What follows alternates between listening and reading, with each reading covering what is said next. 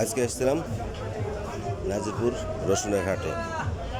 সব থেকে যেটা ভালো মাল 3-4টি রোদ দিয়ে আছে, সেই মালটা বিক্রি হলো 5200, 5300। এই দেখেন সামনে যে মালটা দেখছেন এটা 5000, 4900। আবার কম মালও আছে যেটা ক্যাট মাল 2500, 3000। খেতাল কিন্তু যে যেমন পাচ্ছে কিনছে, কিন্তু হাটে যে হাইফাই তা না। দেখেন এই মালটা, দেখেন এই মালটা সব থেকে ভালো মাল 49, 4900 টাকা, কিন্তু 4টি রোদ দেওয়া আছে। খুব ভালো ভালো মাল আপনার 5200, 5100, কিন্তু রোদ দেওয়া আছে।